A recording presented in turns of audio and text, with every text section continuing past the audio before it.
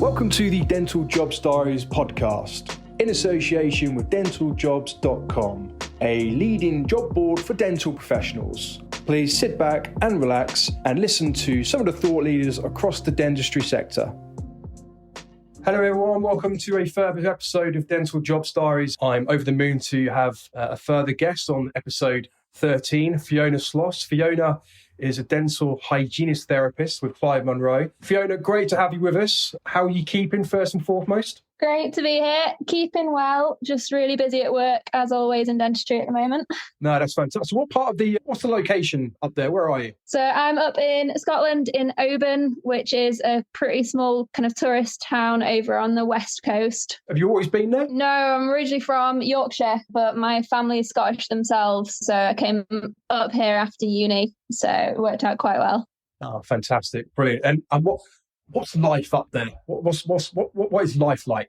Currently wet and miserable, which is pretty common in Scotland. But no, generally it's lovely. It's right on the coast, and as I said, it's a tourist town, so you get a lot out of that. But quite rural, very small town vibes, but very nice. Ah, it's amazing. So it's wet and miserable up there, and it's windy here. So hopefully a great combination. But anyway, listen, Fiona, thanks for coming on and giving us your time this afternoon. Great to have you with us. So, dental hygienist therapist. What is that for viewers on the show today? A little bit of a mouthful. That is a mouthful. Did I get that one right? I think I did. You did. So historically it was just a dental hygienist. So mostly caring for kind of doing all the cleaning and the hygiene side of things for patients. And then the therapy role came in, which allows us to do more of the kind of treatment on patients, a lot of treatment on kids and doing kind of fillings and stuff, to put it kind of in basic terms, and it just takes some of the workload off of the dentist. So yeah, that's most of what I do.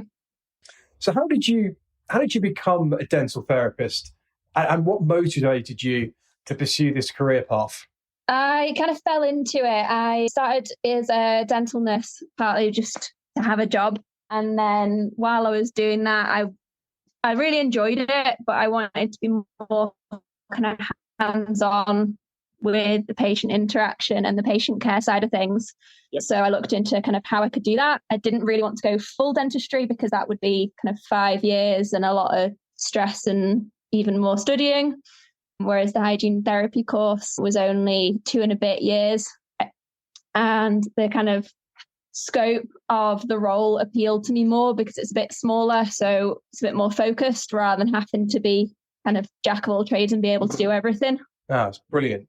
So your day to day, what does it look like in terms of patients and your role? What does that look like? So I've got mine split between the hygiene and the therapy to keep it a bit more simple. So I've got a few days a week doing just hygiene. So all of the preventative care with patients, doing all the cleaning, the old-fashioned scale and polishes. Apart from, we now do guided biofilm therapy, which is just a different treatment for it. And then I spend 2 days a week doing the therapy side of things, which is NHS-wise, it's a lot of kids treatments. So spending the time with them to try and kind of stop them needing treatment, doing a lot of prevention work with them, but then also doing kind of all of the treatment on the kids' teeth and stuff. And then some on adults as well. I like doing more of the kind of restorative with the composites and stuff. So I get to do a lot of composite work for adults and spend 1 day a week doing that. I'm currently booked about 6+ months in advance, as most of the dentists are in my practice. So it's a bit of a big workload at the moment. 6 months in advance. That's incredible. So how does a dental therapist support a dentist?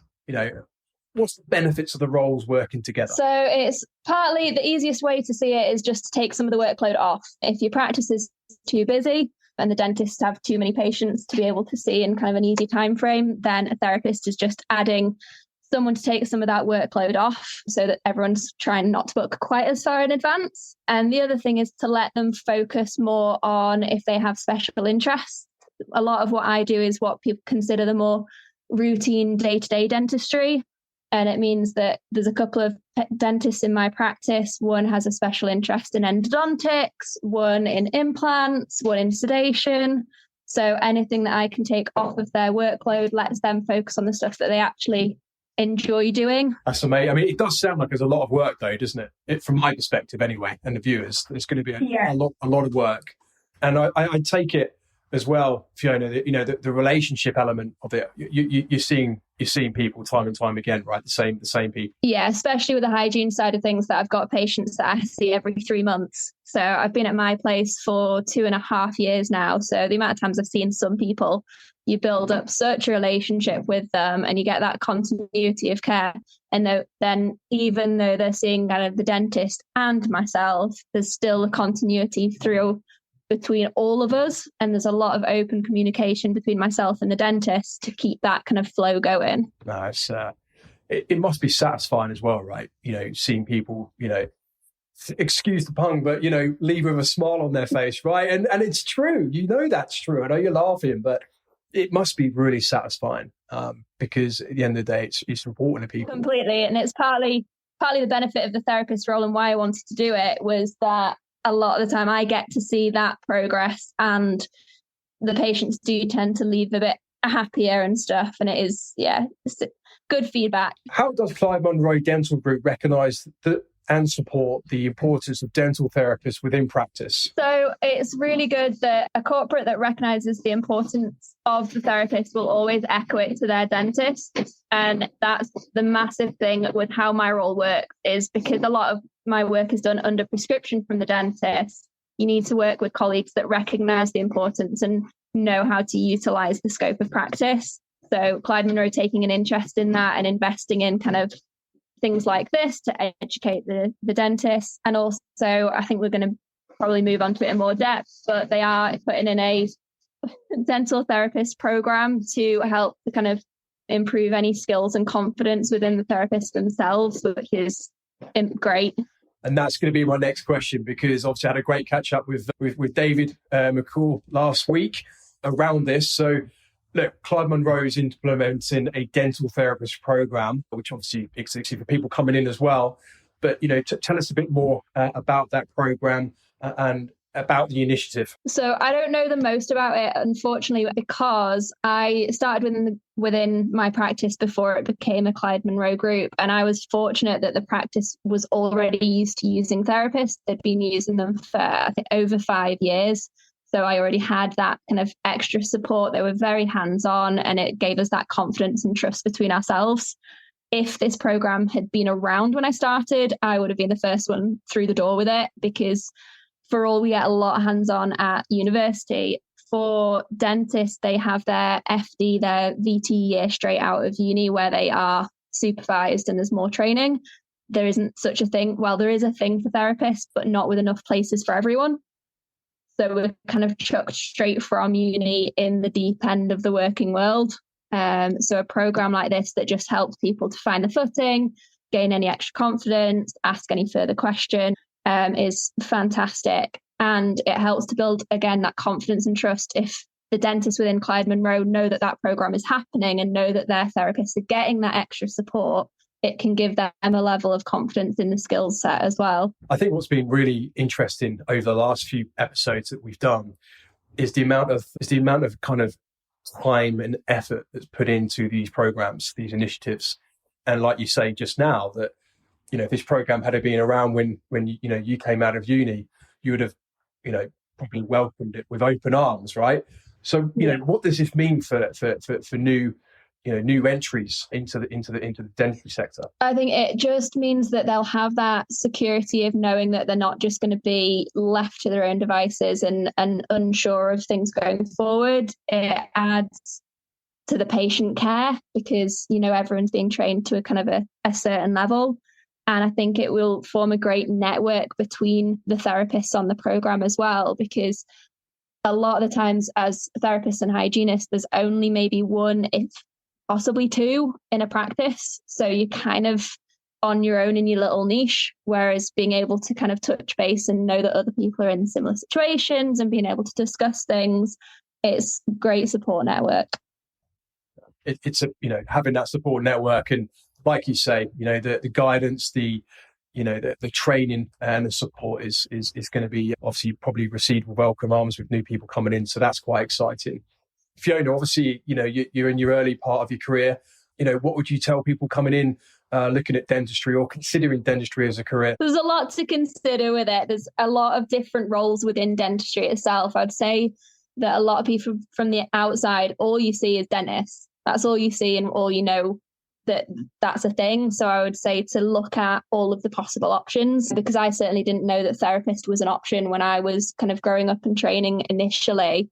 And it fits me so much better than being a dentist would. I'd say it is a lot of hard work and training to get there, and it is continuous training, but it is really rewarding. And there's a lot of scope for progression, and there's so many different niches for specialisms and stuff as well, that it's so open. And there's such a shortage at the moment that everywhere is crying out for anyone that's working within dentistry in any form. So it's a great sector to go into.